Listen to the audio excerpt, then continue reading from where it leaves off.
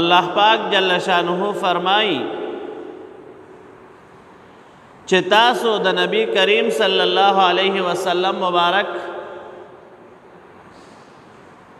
هغه به تاسو کې تاسو ته به د ټولو نه نږدې وي او د ټولو نه به ورسره زیات محبت ساتئ د خپل نفس نه د هغې نه به ورسره هم زیات محبت ساتئ یعنی د خپل ځان نه به هم نبی کریم صلی الله علیه وسلم مبارک سره زیات محبت ساتي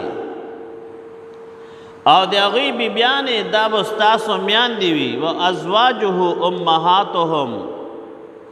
د نبی کریم صلی الله علیه وسلم مبارک بیبیانې دا ستاسو میاندې دي حضرت سیدنا ابو بکر صدیق رضی الله تعالی عنہ مبارک خپل لور بیبي وه سیده عائشه صدیقه رضی الله تعالی عنها مبارکه کله به چې ورکره کور ته راغه د نبی کریم صلی الله علیه وسلم مبارک بیبي وه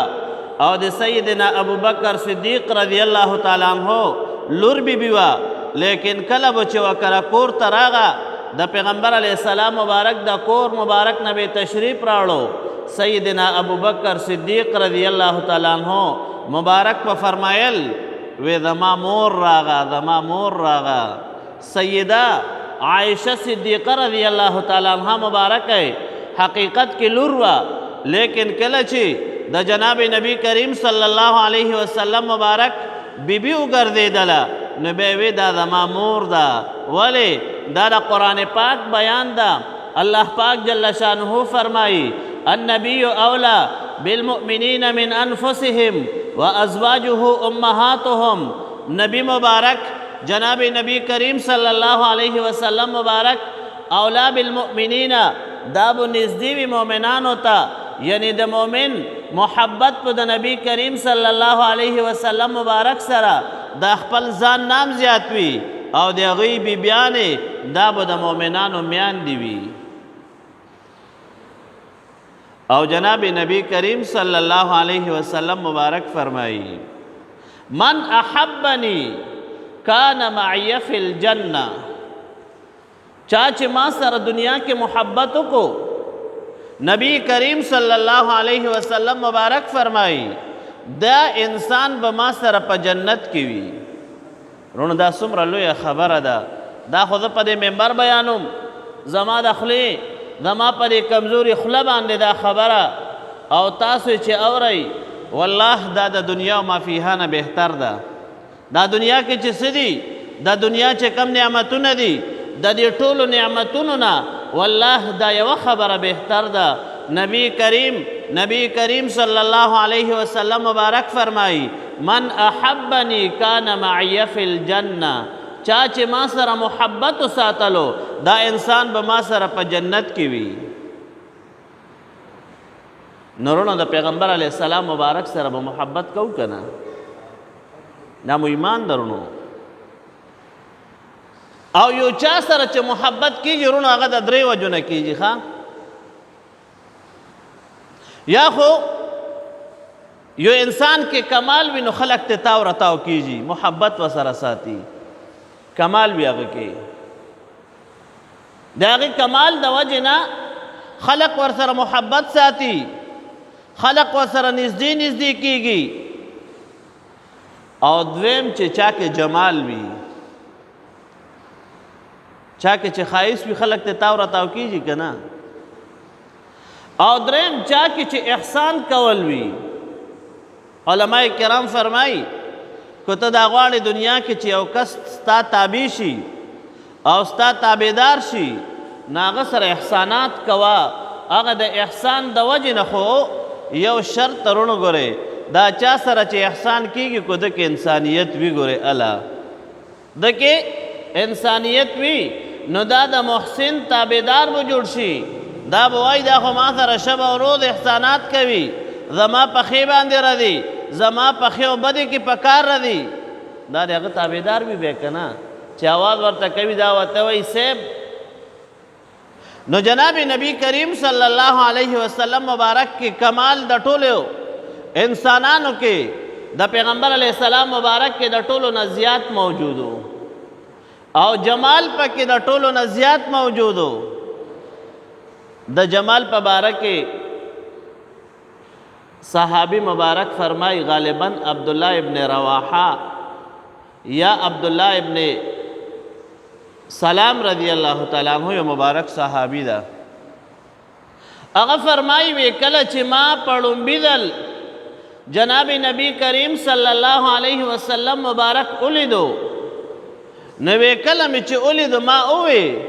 فلیس بوجه کذاب، دا مبارک مخ، دا نورانی چهره مبارکه دا د دروغجن سړی نشي کېدلی. دا هغه مبارک پیغمبر علیه السلام دا چې کم په تورات شریف کې الله پاک جل جلاله صفات ذکر کړي دي. او درې ما درته ویرونو احسان چې د سره څوک کوي که نه، عربی کې یو مقوله ده الانسانو عبد الاحسان. دا انسان ګوره د احسان غلام ده ښه، چې څوک تر سره احسان کوي که نه نو ګوره بیا ته د هغه محسن تابعدار وي، ویدار سره هر وخت احسانات کوي، د هغه غلام وي، د هغه تابعدار وي، د هغه مشکور وي. او ما او تا سره جناب نبی کریم صلی الله علیه وسلم مبارک څومره احسان کړی ده. داسې احسان یې کړی ده چې زه توی د رب کریم جل جلاله سره ملاو کړی یو. هغه څنګه رونو زما استاد پاره چې دین اسلام راوړی ده، الله پاک جل شانه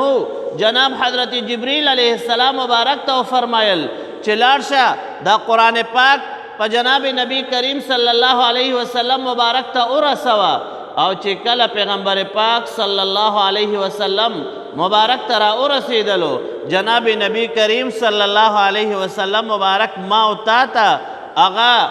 حرفن حرفن ما او تا ته را ورسولو. هغه کلام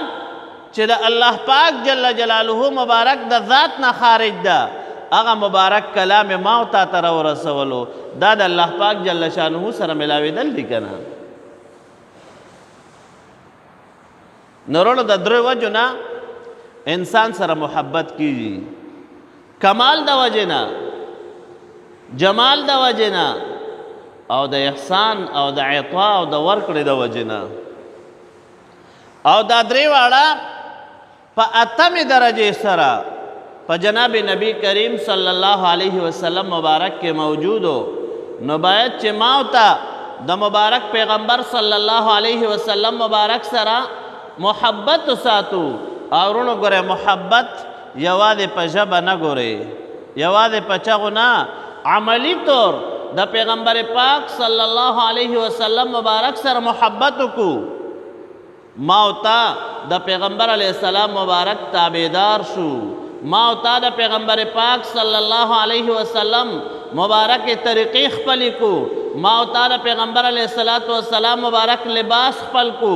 ما او تا د پیغمبر علیه السلام مبارک رفتار خپل کو، ما او تا د پیغمبر علیه السلام مبارک گفتار خپل کو، او ما او تا د پیغمبر علیه السلام مبارک اخلاق خپل کو. دې ته ورونو محبت ویلی شي. او کنه په خولې باندې صرف وایو کنه، او چې د عمل ځای راشي بې صفر وي بیا دې ته محبت نشي ویلی. ګورې د وینې مجنون به جوړېږي ښه، چې کله د مقابلې ځای راشي که نه او بیا چې تا ته څوک وایي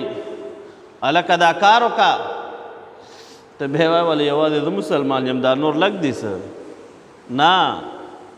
ته به بیا په میدان کې د الله پاک جل جلاله مبارک حکم منې، د جناب نبی کریم صلی الله علیه وسلم مبارک طریقه به منې، هله به مسلمانې. او که نه په خولې باندې وایي چې زه مسلمان یم او د مسلمانۍ ټیم راشي، د اسلام د مقابلې د کفر سره راشي، د اسلام د دنیا سره مقابله راشي، او ته بیا وایي چې یوازې زه مسلمان یم څه، دې ته خو بیا صحیح مسلمان نشي ویلی. ګورې دې ته به صحیح مسلمان نشي ویلی. راشه د محبت دعوه کوونکي څوک وو؟ جناب صحابه کرام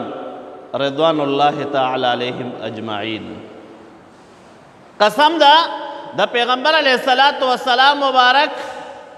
په مقابله کې پلار نه ده پیژندلی، د پیغمبر علیه السلام په مقابله کې زوی نه ده پیژندلی، د پیغمبر علیه السلام په مقابله کې دنیا نه ده پیژندلی، د پیغمبر علیه السلام په مقابله کې ماما نه ده پیژندلی، د پیغمبر علیه السلام په مقابله کې رور نه ده پیژندلی. ګورې یو طرف ته اسلام ده، بل طرف ته کفر ابو جهل ولاړ ده، یو طرف ته سیدنا ابو بکر صدیق رضی الله تعالی عنہ مبارک ولاړ ده، بل طرف ته عبدالرحمن ابن ابی بکر رضی الله عنہ